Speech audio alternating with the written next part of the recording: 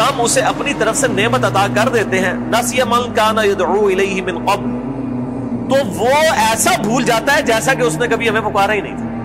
یہی ہوتا ہے. یعنی دنیا میں لوگ اللہ کو پکارتے ہیں، اللہ تعالیٰ مصیبت پریشانی حل کر دیتا ہے، اس کے بعد وہ یا تو اور ہستیوں کی طرف اس تکلیف کو دور کرنے کو منسوخ کرنا شروع کر دیتے ہیں، یا وہ کہتے ہیں جی میری تو پلاننگ ہی بڑی چنگی سی، دیکھو نا میں اس ٹائم بڑا منو سمجھ آ گئی سی کیا ہونا ہے تو میں کر لیا سی. تو انہوں اللہ کا بندہ جنی مرضی سمجھ آ جائے، اللہ کے سامنے تو اتنے فیکٹرز ہیں کہ کسی بھی انسان کو کسی بھی وقت وہ آنے واحد میں ہیرو سے زیرو اور زیرو سے ہیرو کر دیں، اس کے لیے کوئی مسئلہ ہے. یعنی انسان کی ساری پلاننگز دھری رہتی ہیں. جیسا کہ مولا علی رضی اللہ تعالیٰ عنہ علیہ السلام کا قول ہے کہ میں نے اپنے ارادوں کے ٹوٹنے سے اپنے رب کو پہچانا ہے. ان میں پورا ارادہ کر لیتا ہوں، سارے کے سارے سرکمسٹانسز فیوریبل ہوتے ہیں میرے لیے، ڈن، اچانک پتہ ہی نہیں چلتا کہ یہ کیا ہو گیا. ایسا ہو جاتا ہے میرے بھائیوں. اور یہی چیزیں بیسیکلی اللہ تعالیٰ اپنا آپ انسان کو دکھاتا ہے کہ کوئی شخص اللہ تعالیٰ سے کبھی بھی آزاد نہیں ہو سکتا. حتیٰ کہ آپ دیکھ لیں سورۃ الکہف میں ہے کہ اے نبی علیہ السلام کبھی ایسا نہ ہو کہ آپ یہ ایک بات کہیں کہ میں کل یہ کام کروں گا اور آپ انشاءاللہ نہ کہیں. ایسا کبھی نہیں ہونا چاہیے. انشاءاللہ کے ساتھ کہنا ہے. اگر وقت کے پیغمبر کو یہ بات کی جا رہی ہے، ہمارے محبوب صلی اللہ علیہ وآلہ وسلم کو، کہ آپ نے کبھی مستقبل کے بارے میں انشاءاللہ کے بغیر بات نہیں کرنی، کبھی نہیں کرنا ہے میں کام کروں گا، مگر یہ کہ انشاءاللہ ماشاءاللہ کے ساتھ. کیونکہ انسان تو صرف ان فیکٹرز کو دیکھ رہا ہوتا ہے نا جو آپ کے سامنے. ہم نے کئی بار چیزیں دیکھی ہیں، ہر فیکٹر کاؤنٹر کرتے ہیں. میرے جیسا تو وہمی بندہ کوئی شاید چھوڑتا ہی نہیں ہے، پھر بھی کچھ کوئی نہ کوئی پاک نکل آتی ہے بچوں. کیوں نکل آتی ہے؟ انسان کبھی آزاد نہیں ہوتا اللہ سے، اس کی تقدیر سے کبھی آزاد نہیں ہو سکتا. اسی لیے الحمدللہ عرصہ دراز سے ہم اپنی پوری ایفرٹ کر کے اس کے بعد اللہ پر ہی توقع رکھتے ہیں. اور میں یعنی جتنا اپنے دنیاوی معاملات میں یا دین کے کام میں ریسورسز کو مینج کرنے میں وہمی ہوں نا، اس سے زیادہ میں الحمدللہ عرصہ دراز سے اللہ کے بارے میں وہمی ہوں کہ جب میں سب کچھ کر لیتا ہوں نا، اور مجھے سب سے زیادہ جس چیز کی ٹینشن ہوتی ہے نا وہ اللہ کی ہوتی ہے کہ اللہ تعالیٰ کو رکاوٹ نہ ڈال دیں. اللہ کی طرف متوجہ رہتا ہوں ہر معاملے میں. اور اس کا میں نے پھر پازیٹیو رزلٹ دیکھا ہے کہ میرے بگڑے ہوئے کام جس میں میں نے کئی چیزیں اوور لک کی ہوئی ہوتی ہیں وہ پھر اللہ نے سنبھالی ہوتی ہیں، وہ خود بخود ریزالو ہونی شروع ہو جاتی ہیں. پتہ ہی نہیں چلتا کہ کہاں سے اللہ تعالیٰ معاملات کو سیدھا کرتا ہے. وَمَن يَتَّقِ اللَّهَ يَجْعَل لَّهُ مَخْرَجًا وَيَرْزُقْهُ مِنْ حَيْثُ لَا يَحْتَسِبُ. یہ قرآن کی آیت ہے سورہ طلاق کی. جو کوئی اللہ پر تقوی اختیار کرے گا ہم اس کو وہاں سے رزق دیں گے کہ اسے گمان بھی نہیں ہوگا. ان اللہ بالغ امری، اللہ تعالیٰ اپنے کاموں کو پورا کر کے رہتا ہے. اللہ نے جو ارادہ کر لیا نا جس کام کو بلوغت تک لے کے جانے کا وہ اس نے کر. لیکن قد جعل اللہ لکل شیء قدرا، لیکن ہر چیز کے لیے اللہ نے ایک اندازہ مقرر کر رکھا ہے. یعنی جب وہ وقت آئے گا نا تبھی وہ معاملات ہوں گے، اس سے پہلے نہیں ہو سکتے. آپ جتنا مرضی ٹل لگا لیں، جس چیز کا جو وقت ہے وہ اسی وقت پہ ہونا. تو اللہ تعالیٰ فرماتا ہے کہ یہ جب ہم ان کو عطا کر دیتے ہیں پھر یہ فوراً اللہ کو بھول جاتے ہیں.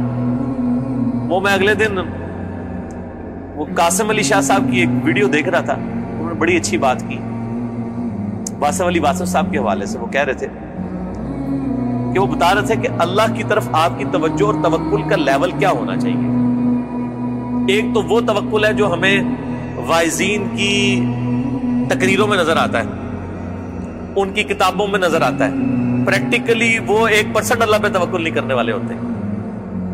اگر اللہ پہ توکل ہو تو وہ اپنے چاہنے والوں اور مریدین سے چندے اکٹھے نہ کر رہے ہوں اور ایک ایک چیز کی ٹینشن کر رہے ہوں، تو وہ ایسے معاملات نہیں ہوتے.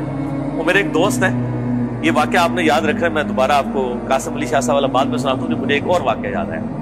میرے ایک دوست ہیں تو وہ کہتے ہیں کہ میرے ساتھ ایک پیر صاحب کے بیٹے جو ہے نا وہ کالج میں پڑھتے تھے، تو وہاں پہ کافی وہ عرس وغیرہ لگتا تھا، بڑے دور دراز سے لوگ آتے تھے.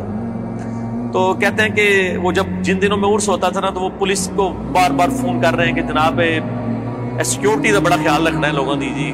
یعنی یہ لوگ آتے ہیں، پچھلی بار بھی آیا ہو گیا سی ہے کیوں ہوا سی جیب کٹ گئی تھی. میں نے دیکھا کہ پیر خانے پہ یا عرس پہ لوگ جا رہے ہوں، لوگ ان کو وہاں پہ مار رہے ہوں کہ یہاں ادھر کیا کرنے آئے ہیں. وہ تو بےچارے بڑے کمزور لوگ ہیں جو عرسوں کے خلاف ہیں، نہ ان کے پاس یہ کیپیبلٹی کہ وہ مارنے والے تو دوسری پارٹی ہیں. تو کہتا میں نے اس کو کہا یار تم اتنی ٹینشن کو لیتے ہو, مطلب جو آ رہا ہے اس کو کہتا ہے جی اللہ جو بندے ہوئے جیبا کٹ دیں گے سانو کہ دیں گے تھے آگے. یہ اس نے خود بول کے کہا, اس نے کہا ہمارے مریدین کی اگر جیبیں کٹ گئیں تو یہ ہمیں کیا دیں گے, تو ہمیں ان کی جیبوں کی زیادہ فکر ہوتی ہے. اور مریدین اس لیے سے جا رہے ہیں کہ پیر صاحب جو ہے نا وہی ہماری حفاظت کرنے والے ہیں, اور پیر صاحب آپ کی جیب کی حفاظت کے لیے خود پولیس کے محتاج ہیں, آپ اندازہ کر لیں. اور وہ قاسم علی شاہ صاحب کہنے لگے کہ وہ واصف علی واصف صاحب ایک مجلس میں فرما رہے تھے کہ اللہ کے بندوں میں اور دنیا داروں میں کیا فرق ہوتا ہے. وہ کہتے ہیں اللہ کے بندے جو ہوتے ہیں نا ان کو کوئی اگر پتھر بھی مار دیتا ہے نا آ کے, تو ان کو پتھر مارنے پر بھی غصہ نہیں آتا, وہ اوپر دیکھ کہتے ہیں یا اللہ خیر ہے, وہ غلطی ہوگی. کیوں, یہ حقیقت بات ہے کہ فاعل حقیقی اللہ ہے, یہ ذہن میں رکھیے گا. آپ کو جو مخلوق کی طرف سے تکلیف بھی پہنچتی ہے نا اس کا فاعل حقیقی بھی اللہ ہے, کیونکہ جو ہزاروں تکلیف کے درمیان ہرڈل بنا ہوا ہے اسی نے اجازت دی ہے نا کہ چلو ایک چونڈی انہوں وڈ لے جائے, کیونکہ ہزاروں تکلیفیں تو اس نے آلریڈی بلاک کی ہوئی ہیں, ہمیں تو پتہ ہی نہیں کہ کہاں کہاں سے. آپ نے اگر یہ چیز دیکھنی ہے تو آپ حیران ہوں گے کہ چھوٹے بچوں کا بڑا ہو جانا یہ معجزے سے کم نہیں ہے. بچے جس طرح اندھوں کی طرح بھاگتے ہیں, ایک کن پٹی پہ صرف ایک جو ہے کارنر لگنے کی مار ہے نا بچے کی ڈیتھ, بڑا بندہ مر جاتا ہے. کس طرح بستروں سے گرتے ہیں, جا کے کبھی کہیں گرتے ہیں, سیڑھیوں سے نیچے گر جاتے ہیں, کہیں جا کے لگتے ہیں, کبھی کچھ ٹوٹ جاتا ہے, کبھی ادھر آ کے بندہ کہتا ہے اوہ شکر ہے جی بس نیڑے ہی نیڑے بچا ہے, اللہ نے بچے اللہ نے بچایا ہوتا ہے, ہمیشہ ہی بچ جاتا ہے بندہ. کتنے بچوں کی آنکھیں نکل جاتی ہیں بچپن میں, ورنہ تو آدھے ادھر جو ہے وہ کانے بیٹھے ہوئے ہوں. یہ اللہ نے بڑے کیے ہوتے ہیں. یہ اللہ قرآن پاک میں آیات ہیں, اللہ فرماتا ہے کہ ہم نے فرشتے معمور کیے ہوئے انسانوں کی حفاظت کے اوپر. یہ ساری چیزیں اللہ لے کے چل رہا ہوتا ہے, لیکن اللہ فرماتا ہے جب ہم تکلیف دور کر دیتے ہیں پھر کہتے ہیں یہ تو کوئی کہہ دیتا ہے بزرگوں نے کیا ہے, کوئی کچھ کہہ دیتا ہے, کوئی کچھ کہہ دیتا ہے.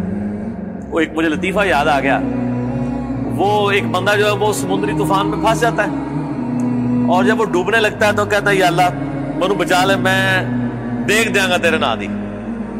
ٹھیک ہے جی, تو اللہ تعالیٰ بچا لیتا ہے. تو وہ پھر کنارے آ کے کہتا ہے جی وہ تو پھر ظاہر ہے اس نے مکر ہی جانا ہوتا ہے, جو اللہ تعالیٰ فرماتا ہے کہ جب ہم ان کی تکلیف دور کرتے ہیں پھر یہ بھول جاتے ہیں ہمیں. تو کنارے پہ پہنچ کے کہتا ہے کیڑی دیکھ, کوئی دیکھ شیک نہیں ہو. تو وہ پھر ایک اور ہچکولا اس کو آتا ہے, تو پھر وہ سمندر میں کہتا ہے نہیں یا اللہ میں پوچھ رہا تھا مٹی کے لوڑی. ٹھیک ہے, کیڑی دیکھ تو مراد ہے مطلب نہیں, یہ اللہ کو نہیں دھوکہ دیتا جا سکتا ہے, دنیا ہی دھوکہ دیتا جا سکتا ہے کہ میٹھی دیکھ یا نمکین. تو یہ وہی چیز ہے, اللہ فرماتا ہے کہ یہ جب ہم ان کی تکلیف دور کرتے ہیں تو اس طرح بھول جاتے ہیں کہ جیسا کہ ہمیں کبھی پکارا ہی نہیں تھا. وَجَعَلَ لِلَّهِ أَنْدَادًا, اور اللہ کے مقابلے پہ اور ہستیاں کھڑی کر دیتے ہیں کہ یہ انہوں نے کیا ہے. بچہ اللہ نے دیا ہوتا ہے, کہتے ہیں نہیں وہ ان کی وجہ سے ہوا ہے. لِيُضِلَّ عَنْ سَبِيلِ, تاکہ بہکا دیں اللہ کی راہ سے. حقیقت بات ہے کہ یہ شیطان انسان کے دل میں یہ وسوسہ ڈالتا ہے کہ یہ فلاں کی وجہ سے ہوا ہے. آپ ہندوؤں کے پاس چلے جائیں, وہ بھی یہی کلیم کرتے ہیں کہ جی ہم فلاں مندر میں گئے تھے تو ہمیں اولاد ہوگی, حالانکہ اللہ دے رہا ہوتا ہے.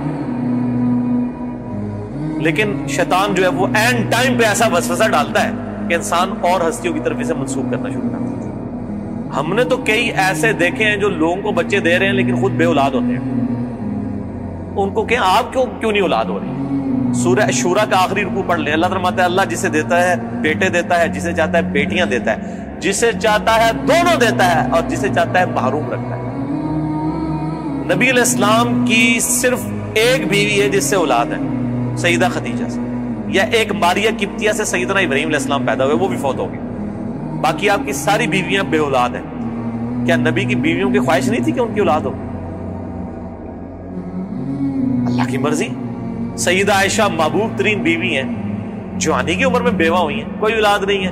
اللہ ان کو ایک بچہ ہی دے دیتا کہ حضور کے بعد انہوں نے 47 سال تک زندہ رہنا تھا, کہ چلو ان کی ایک دل جوئی کا معاملہ ہو جاتا کہ 18 سال کی عمر میں بیوہ ہو گئی ہیں. ایک بچہ ہوتا تو ان کی زندگی بھی اس کے سارے گزر جاتی. نہیں, یہ اللہ کے فیصلے ہیں. قل تمتع بکفرک قلیلا, اللہ کا اس پہ غضب دیکھیں. اللہ فرماتا ہے نبی ان سے فرمائیے کہ یہ جو تم کفر کر رہے ہو نا, اور یہ جو لطف اٹھا رہے ہو ہماری نعمتوں سے, کہ تمہیں ہم کوئی نعمت دیتے ہیں تو تم اور ہستیوں کی طرف منسوخ کرتے ہو, اٹھا لو تھوڑی دیر کے لیے دنیا کی زندگی میں. انک من اصحاب النار, پھر تو تم مرنے کے بعد دوزخیوں میں ہی شامل ہوگا انسان. یہ سنگولر کے سیگے سے نا ایز اے ڈاکٹرین یہ لفظ استعمال ہو رہا ہے کہ تو اٹھا لے جو کچھ تو نے نفع اٹھانا ہے دنیا کی زندگی میں، تو منسوب کر لے مخلوق کی طرف، پھر تو نے مر کے نا ہمارے پاس جب آنا ہے تو آگ ہی تیرا مقدر ہوگی، دنیا میں تو نے جو کچھ کرنا تھا وہ کر لیا۔